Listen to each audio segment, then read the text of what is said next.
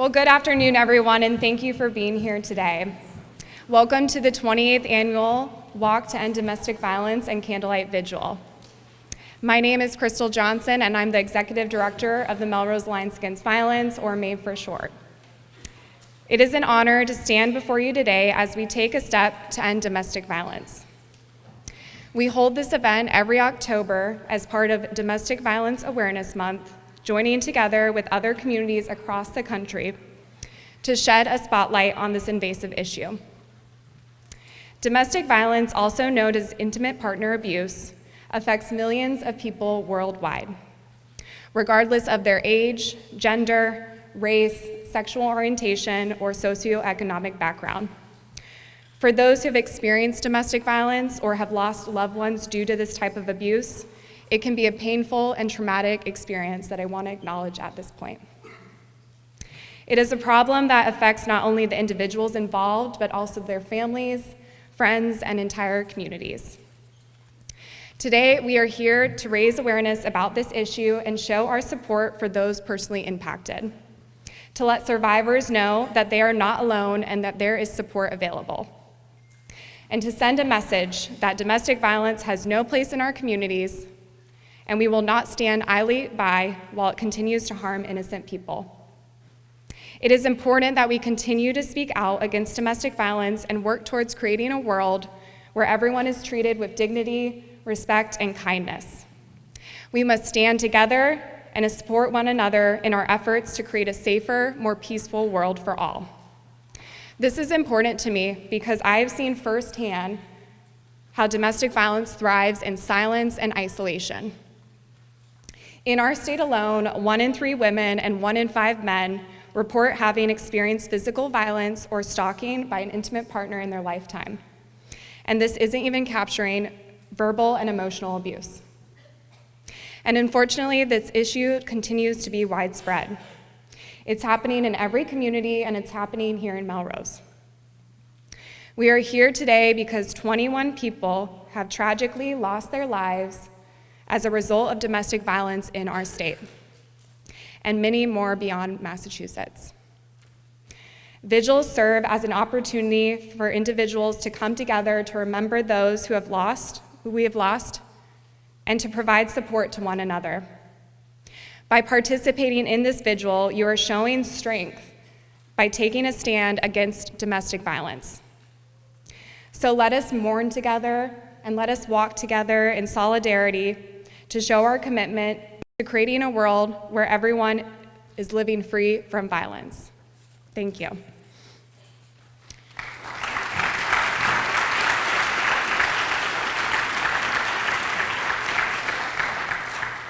At this time, I'd like to welcome our Walk Committee Chair, Maria Drago, to the stage to say a few words about our event today. Maria is a Student Action Board alum and a MAAV champion. She has gone through our programming throughout her high school career and is now a leader in our community. I've had the honor of getting to know her over the years, and it is my pleasure to welcome her to the stage now.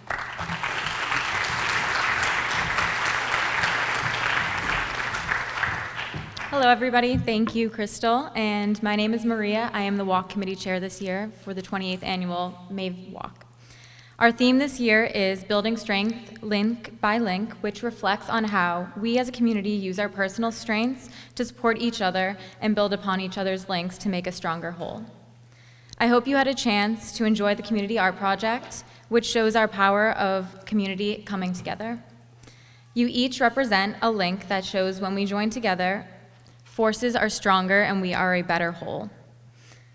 This event is a true team effort, and I want to thank everybody who worked together to make a success. Please wave your hand or stand up if you are on the MAAV Board of Directors, the Walk Planning Committee, or the Melrose High School Student Action Board alumni. Let's give them a huge round of applause.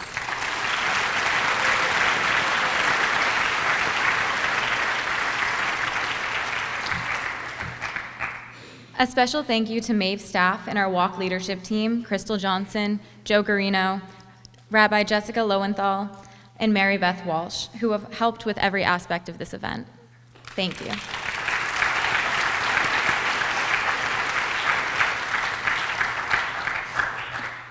As you know, this event raises awareness about domestic violence and also raises funds so that we can continue our work to end teen dating violence and domestic violence.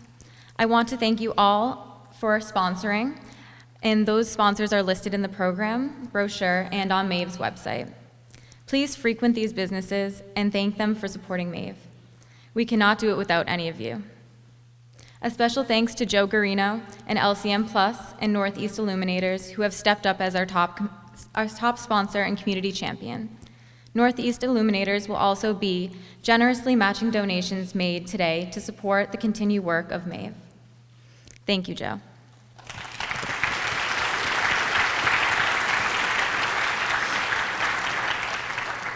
I also want to thank our hometown hero sponsors, which are Stevens Auto Body, Sullivan Tire, and Lisa's Family Pizzeria. Thank you.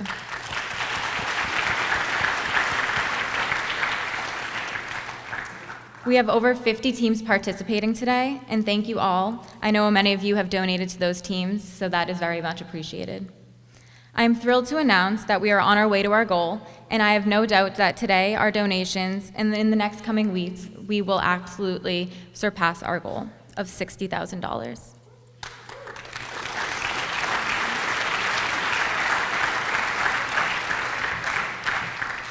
The monies raised funds everything that we do at MAAV, including our weekly support group for survivors of partner violence and education and prevention programs in our school and in our community as well.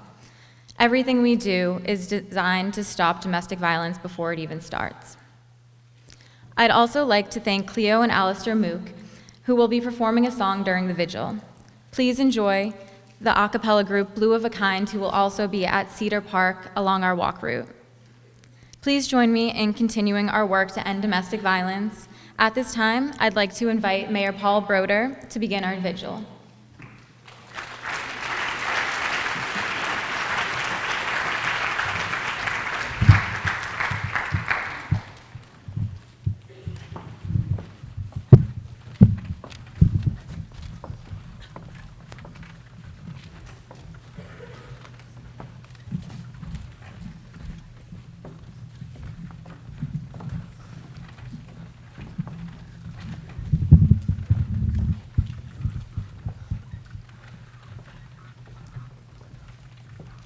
Since our last vigil last October, 21 people have tragically died due to domestic violence in our state. We remember and we honor them today.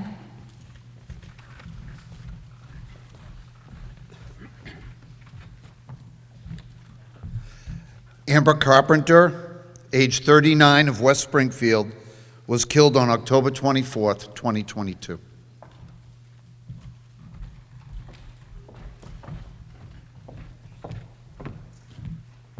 Veronica Goncalves Rosa was 48 from Brockton when she was killed on November 2nd of 2022.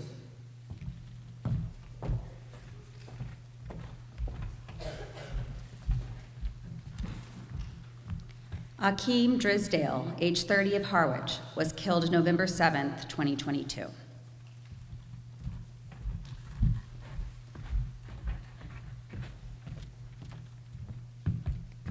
Christopher Doobie, age 36 of Lowell, was killed on November 8th, 2022.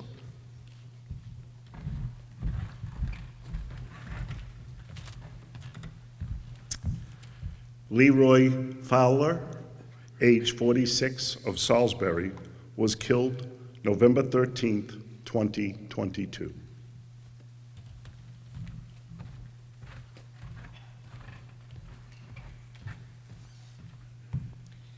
Hubert Labaskin, age 69 of Fall River, was killed on December 7th, 2022.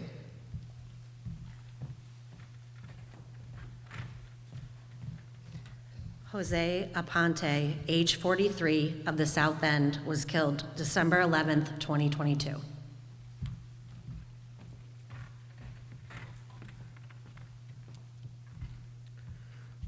Amber Buckner, age 40 of Stoughton, was killed December 13th, 2022.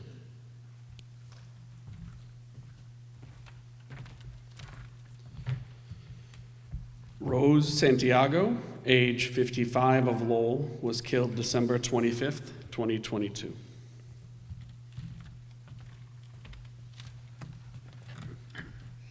Anna Walsh, age 39 of Cohasset, was killed January 1st, 2023.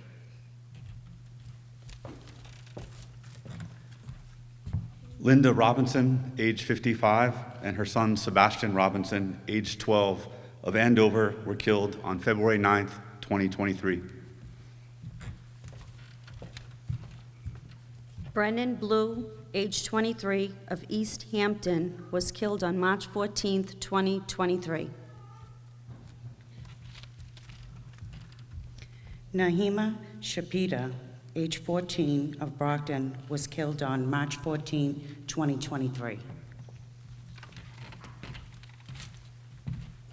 Sarah Cullen Scott, age 30, of Melrose, was killed on March 20th, 2023 in Arizona.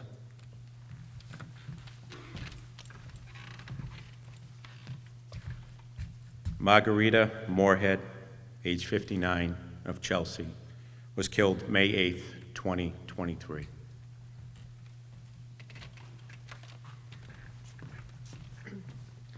Yesenia Simmons, age 45, of Fall River, was killed May 29th, 2023.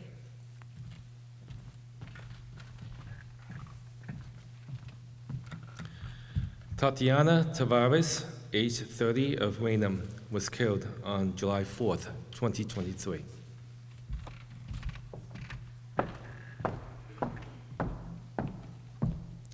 Nancy Hansen, age 54, of Newton, was killed on July 16th, 2023.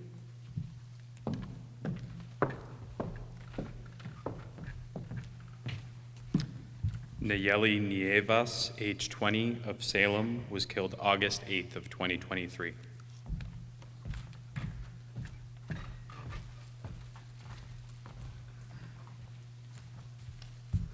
Heidi Chase, age 44, of Bristol, was killed on September 20th, 2023.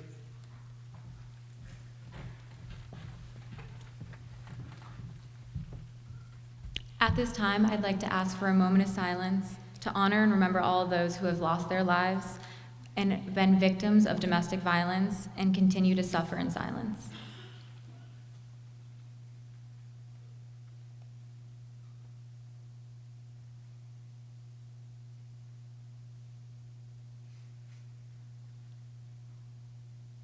Thank you.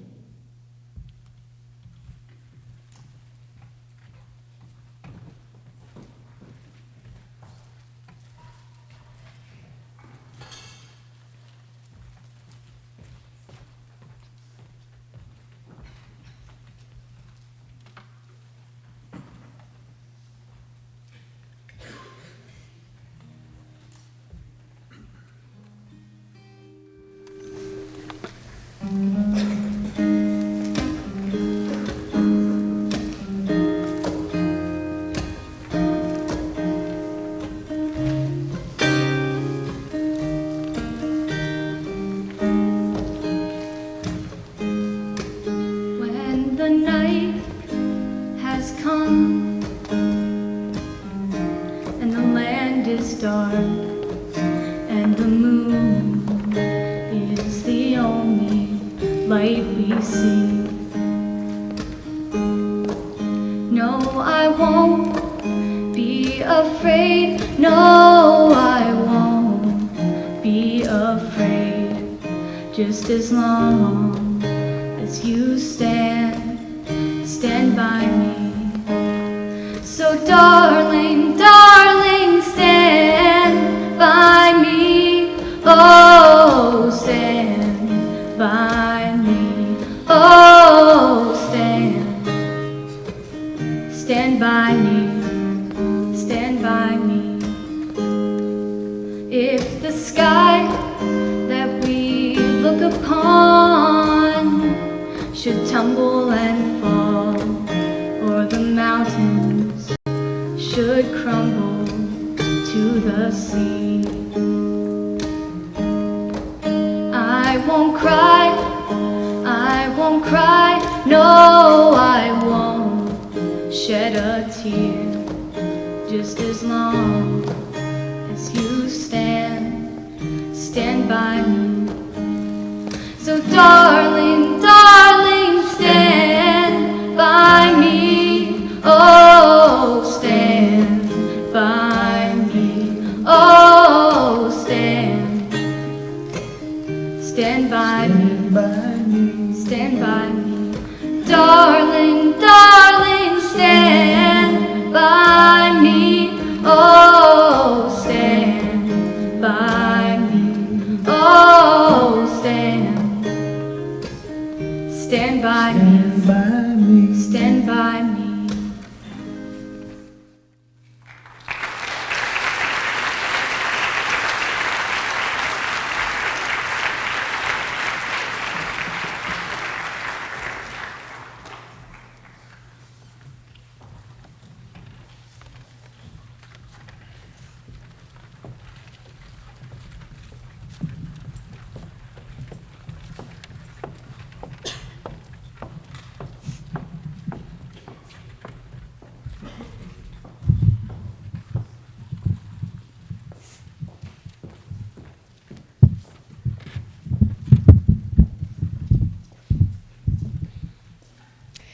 Thank you to all our readers, and I want to say a special thanks to Cleo and Alistair for that amazing performance. Let's give them a round of applause.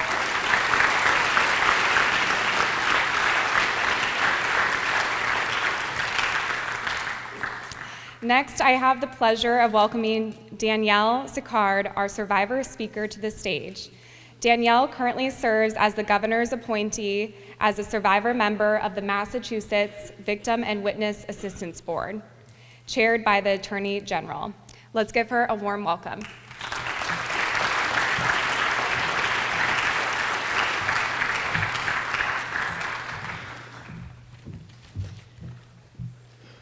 Good afternoon. Thank you for the introduction, Crystal. I'm thrilled to be here and to be asked to speak at today's event. It's clear to me, looking around the room at the number of people that are here, that MAAV is doing amazing work, and you're working towards a wonderful goal of building strength as a community. 10 years after the worst day of my life, I still have to stop and take a deep breath when I'm introduced as a survivor. I still struggle to believe that I was in an abusive relationship, and that along with my other titles of mother, daughter, sister, town clerk, survivor is also a part of who I am, and it's part of my story. Domestic violence leaves so much devastation. As I heard each name being read in today's vigil, I think about the wake of suffering that is left behind for their families, for their friends, for their communities, and all of those people who now also hold and share my title of survivor. To me, Domestic Violence Awareness Month is an opportunity for us to shift the narrative. Awareness goes beyond the staggering statistics of 1 in 3 women and 1 in 5 men who will experience some form of domestic violence in their lifetimes. To me, it's about understanding why it's so hard for victims to leave. And also, it's better understanding the characteristics of abusers. I think if we can do that, we can create a supportive environment that allows more victims to speak up before it's too late. It's time that we shift our culture away from blaming the victim and instead holding the abusers accountable. Let's stop asking, why doesn't the victim leave? And instead, let's ask, why does the abuser choose to abuse? Let's change this. Together, link by link, action by action, we can build that supportive environment and a community that would empower victims to be able to leave. Prior to the day that my husband attacked me and almost killed me in my home, he stalked me for 3 years. There were keyloggers on every computer in my home. My phone and the wireless network in my home was tapped, and there were cameras in my bedroom. Even though I knew about those keyloggers, I still didn't consider myself a victim, and I didn't leave. Abusers are masters at instilling fear and self-doubt in their victims. And years of mental abuse and gaslighting left me with the inability to see clearly about the reality of my life. 7 months prior to being attacked, my husband drugged and he raped me. I had a sixth sense that he wasn't going to let me just walk away, and so I initiated a separation. But here's the thing. I still didn't consider myself a victim, and I still didn't leave. And 6 months later, when I finally got up the courage to ask for that divorce, I went to great lengths to ensure my safety. I put together what I now know is called the safety plan. I didn't need it that night. You see, abusers are smart, they're patient, and they're calculated. Abuse is intentional. My husband knew that by letting me believe that he was going to give me a divorce, that it would leave me feeling that my safety planning was crazy and that I was overreacting. He continued with his manipulation of the situation, and the next 4 weeks, he was the perfect husband. He was the perfect father. And then I began to let my guard down. This is the dance that happens in an abusive relationship. That's it. That's what happens. On April 4th of 2013, just 4 weeks after I asked for a divorce, after he put the kids on the bus, my husband entered our bedroom in the pretense of showing me a relaxation technique. And so I sat at the edge of the bed as he asked me to. He placed one hand on my shoulder, another hand under my chin, and he began to coach me through several deep breaths. But on the third set of the deep breaths, that's when he proceeded to try to snap my neck. I remember at this time saying to myself, well, that was a pretty crappy relaxation technique. Really? I have to pause here. Really, that was my thought. My thought was, despite having a safety plan 4 weeks earlier and all the things that had happened to me, that's what emotional abuse looks like. I didn't consider myself a victim. But as I lunged forward on the bed and I felt his body following mine, I finally realized that at this moment, what I had feared just 4 weeks earlier was coming true. How naive that I hadn't listened to my sixth sense. For the first time, I knew I was a victim. And I kept asking myself, why hadn't I left? Sorry. I've learned a lot about victimization and the dance that happens between a victim and an abuser in what I call my post-abuse life. When you're in an abusive relationship, things are not always that bad. There's a cycle of abuse that keeps you there, believing that things are going to get better, hoping that things are going to get better. Abusers are great at confusing their victim to believe that it's their fault. They're great at frightening them about consequences, whether it's finances, threatening to hurt themselves if you leave them, taking your kids away, or losing your extended family. Here's the thing. When you're in an abusive relationship, you don't know it. You simply can't see this abusive dance when you're in it. That is why it is so hard to leave.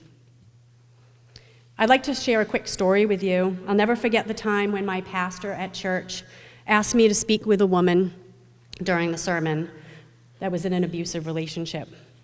As we spoke, she began to trust me, and she began to see that I was able to relate to her. So I began to see what I could see from the beginning. She could start to see that. I'm sorry, it's emotional to think back to the moment when I realized how hard it is to leave and why. You see, she had this cloud that she had stuck her head into. And as we were talking, that cloud started to blow away. And I could see the fear in her eyes. It was clear that she wasn't going to be able to go back home. Her abuser would see that same fear in her eyes and know that she was about to leave him and she'd be in danger. You see, that cloud was protecting her until she was ready to make the move. She didn't know she was a victim until that moment. The inability to see that what was happening to her in her life doesn't make her or other victims not smart. It's actually a defense mechanism to be able to live within their situation. I hope sharing some of my story helps shift some of the narrative and the beliefs about domestic violence, victims, and survivors, that you will shift the conversation during Domestic Violence Awareness Month and every month to support an environment and a culture that stops blaming victims and starts to see abusers for who and what they are. This mindset, this culture, will empower people to speak up, and it's going to create a supportive environment for victims to leave. I can tell you victims want to be believed. Victims need to be believed. Some final thoughts. If you think you may be in an abusive relationship, listen to your sixth sense.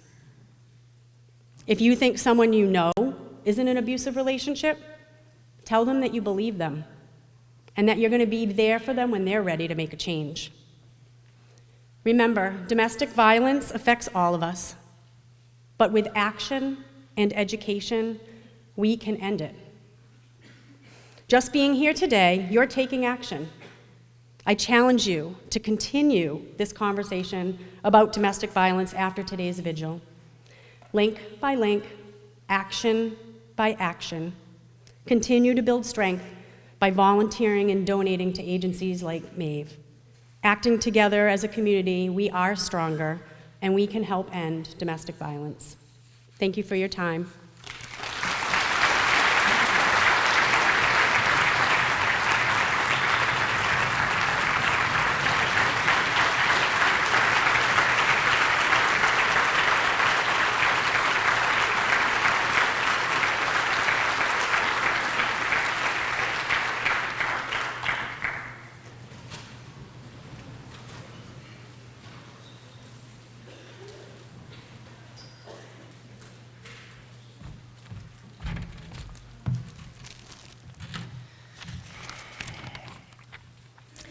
Danielle, thank you so much. We are honored to be here with you and to bear witness to your story. And we trust that your words have made an impact, and we hope that it changes one relationship, one reality, maybe more. I'm Rabbi Jessica Lowenthal, a MAAV board member, very happy to be here today and looking forward to walking with my Temple Beth Shalom team. When we are surrounded by darkness, it can be so hard to see the cracks that might actually let that light in. That's why we gather as a community, as survivors and allies, as adults, teens, and children. Each and every person is their own small flame, but when we do come together, our collective light shines so brightly everyone can see it. Looking out, I truly have hope for a better world. I want to say once more thank you to all of our sponsors and our donors. We truly could not do any of this work without you. Again, all donations that are given today will be matched by Northeast Illuminators. Thank you. So you still have a few more hours to double your dollars. I want to take a moment to thank two very important people. Crystal, you had some big shoes to fill. You're only the second leader of MAAV in its history, and you jumped in and got to work. We were incredibly certain that you were the right person to take over, and you have only proven us right every day since. Maria, you have been part of MAAV for a long time, and it was incredible to watch you level up in your leadership, and you took the bull by its horns and you made an incredible event today.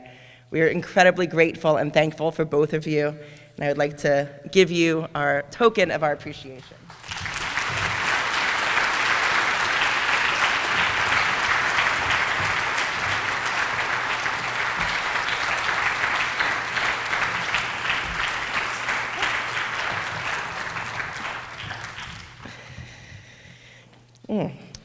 Logistics.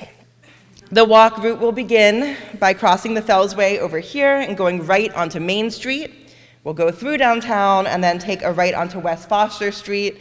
Thank you to the MPD for helping us safely cross the streets and being a presence with us here today.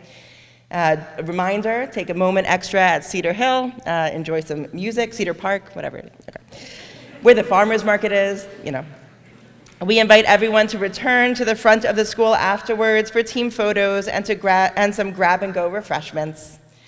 Thank you once again for coming out, for witnessing the painful and truthful reality of domestic violence, and for working together to make our world safer for everyone. We are truly building strength, person by person and link by link. Let's go out and show Melrose how strong we truly are.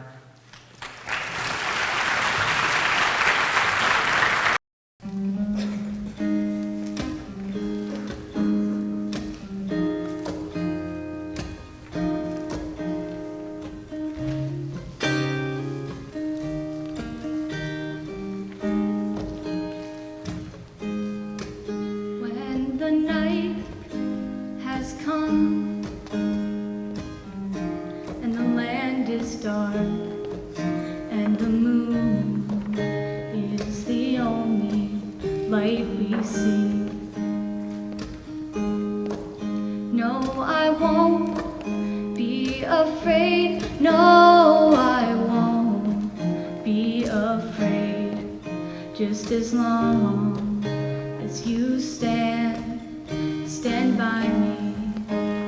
So darling, darling, stand by me. Oh, stand by me. Oh, stand by me. Stand by me. If the sky that we look upon should tumble and fall, or the mountains should crumble to the sea, I won't cry, no, I won't shed a tear, just as long as you stand by me. So darling, darling, stand by me. Oh, stand by me. Oh, stand by me. Stand by me. Darling, darling, stand by me. Oh, stand by me. Oh, stand by me. Stand by me.